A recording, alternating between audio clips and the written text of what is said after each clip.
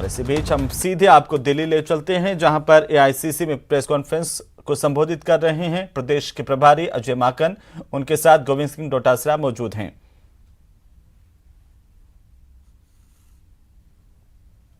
शासन चलाया जाना चाहिए, उसके लिए एक जीता जागता उदाहरण बन गई। और राजस्थान सरकार ने जब कांग्रेस की सरकार ने, कांग्रेस के मुख्यमंत्री श्री अशोक गहलोत जी ने चौथा बजट अपना दिया, तो पूरे देश भर के अंदर एक बहुत बड़ी मांग जो सरकारी कर्मचारियों की लगातार चली आ रही थी, उसको उन्होंने एड्रेस करा और बताया कि किस प्रकार से और राज्य सरकारें और केंद्र सरकार उसको पूरी कर सकती है। अटल बिहारी वाजपेयी जी की सरकार ने एक निर्णय लिया जिसके तहत 1 जनवरी 2004 से के बाद में भर्ती होने वाले सभी के सभी सरकारी कर्मचारियों की पेंशन सरकार के जिम्मे नहीं थी, बल्कि उनका पेंशन किसी एक और ऑर्गेनाइजेशन के पास में जाता, वो मार्केट में इन्वेस्ट करता और उसके आधार के ऊपर उनकी पेंशन निर्धारित होती। यानी सरकार ने अपने ही कर्मचारियों का पेंशन देने से पल्ला पूरी तरीके से झाड़ लिया।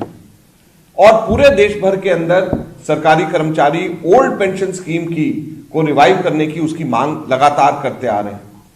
हमें खुशी है यहां पर दिल्ली से आप लोगों के बीच में कांग्रेस पार्टी के द्वारा ये मांग करते हुए कि जिस तरीके से राजस्थान में हमारी कांग्रेस की सरकार ने ओल्ड पेंशन स्कीम, सरकारी कर्मचारियों की पेंशन स्कीम को रिवाइव किया है, वैसे ही केंद्र सरकार और दूसरी राज्य सरकारें तुरंत प्रभाव से ओल्ड पेंशन स्कीम को लागू करें।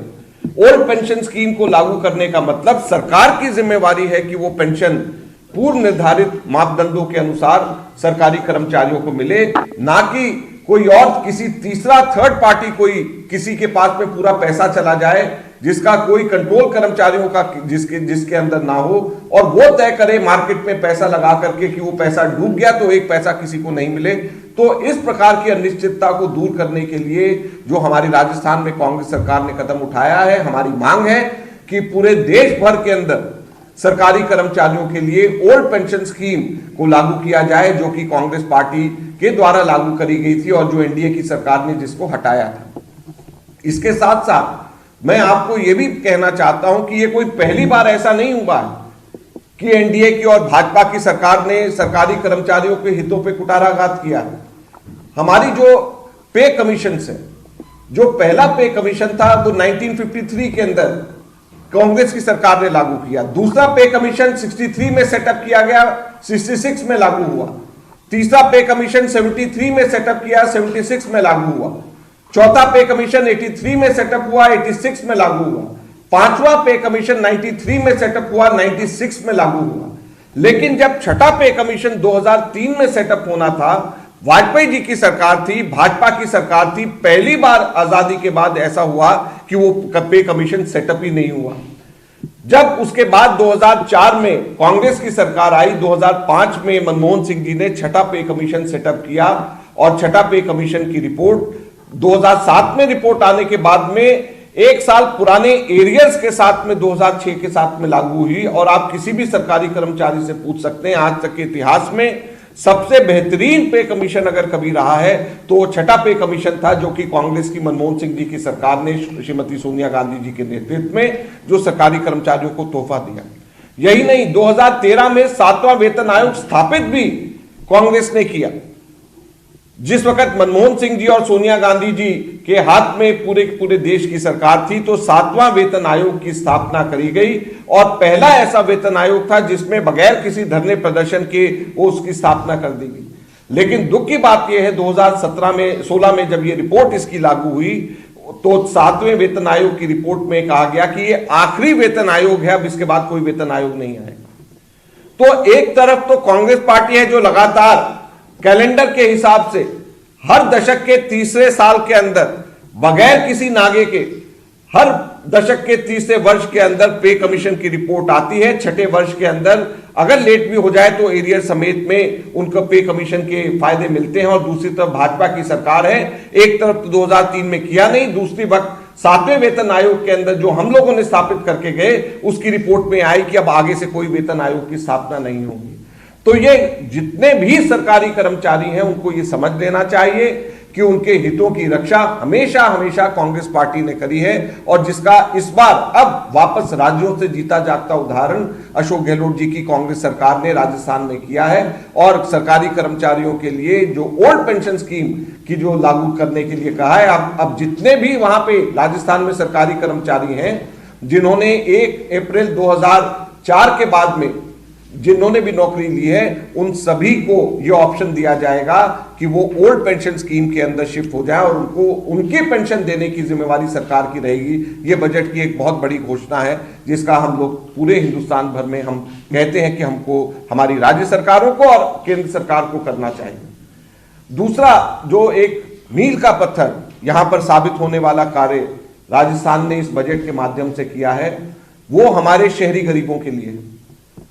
हमारे देश के अंदर बहुत तेजी से शहरीकरण हो रहा है। जब पिछला हमारा 2011 का सेंसस था तो 31% के करीब हमारी आबादी शहरों में रहती थी। अब 39% हमारी आबादी अनुमानित है कि इस वक्त हमारी आबादी शहरों में 2022 के आते आते 2022 में 39% से भी ज्यादा, लगभग 40% हमारी आबादी शहरों में। जैसे Mahatma Gandhi national employment guarantee scheme हमारे ग्रामीण इलाकों के अंदर है, रूरल एम्प्लॉयमेंट गारंटी स्कीम, उसी तरीके से राजस्थान के अंदर इंदिरा गांधी शहरी स्कीम निकाली गई है, जिसके अंदर अर्बन एम्प्लॉयमेंट स्कीम, पहली ऐसी scheme Indira Gandhi urban employment scheme Rajasthan ने निकाली है, जिसमें 100 दिन का मिनिमम रोजगार शहरों के अंदर वहां पे लोगों को दिया जाएगा। तो इसके अंदर 800 करोड़ का खर्चा राजस्थान सरकार करेगी।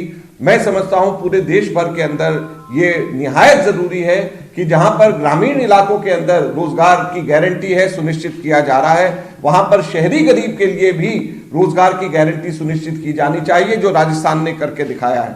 और खास तौर पे तब जब अब 40% हमारे देश की आबादी शहरों में है और 60% गांव में है, तो जब गांव के अंदर हमारी रोजगार गारंटी स्कीम है, गारंटी कानून है, तो हमारा उसी तरीके से गारंटी स्कीम हमारे शहरों के अंदर इंदिरा गांधी रोजगार गारंटी स्कीम हमारे राजस्थान के अंदर लागू किया है, जिसकी हम मांग करते हैं कि पूरे देश भर में होना चाहिए। तीसरा एक बहुत बड़ा जो कदम राजस्थान में उठाया गया है, 3 बातों को हम लोग यहाँ पे मुख्यतः रखना चाहते हैं।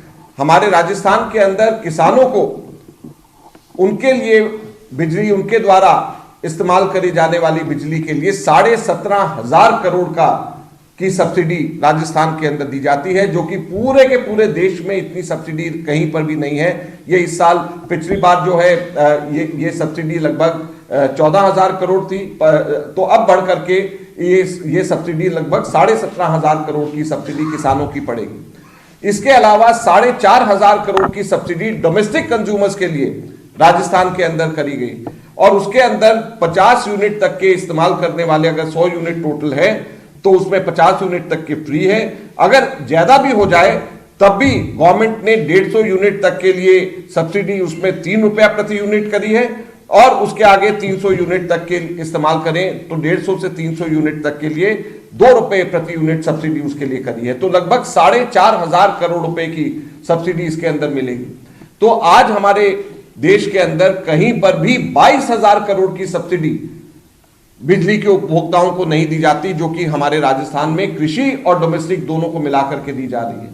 तो 22,000 करोड़ की सब्सिडी, इतनी बड़ी तादाद के अंदर जो सब्सिडी राजस्थान के अंदर दी जा रही है, मैं समझता हूं कि ये खास तौर पे कोविड के बाद में जो लोगों के काम धंधे प्रभावित हुए हैं, घरों के अंदर बिजली का इस्तेमाल हुआ है, तो ऐसे समय के ऊपर जो छोटे हमारे मध्यम वर्गीय लोग हैं उनको फायदा पहुंचाने की एक बहुत बड़ी कदम है। शहरों के अंदर ये जो कदम उठाए गए हैं ये बहुत बड़ा कदम है। तीसरा, हमारा जो सरकारी कर्मचारियों के लिए राजस्थान सरकार ने बजट में कदम उठाया है।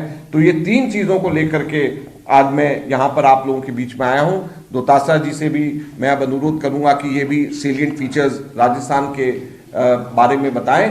तो ये 3 बातें मैं साथ में ये भी हम लोग एआईसीसी की तरफ से कहना चाहेंगे कि चाहे वो सरकारी कर्मचारियों का हो, चाहे शहरी गरीब का हो, चाहे बिजली के उपभोक्ताओं का हो, तीनों की तीनों चीजों में हमारी राज्य सरकारें और केंद्र सरकार सबब ले कि किस तरीके से एक हमारे राजस्थान के अंदर हमारी सरकार ने कार्य किया। दोतासरा जी।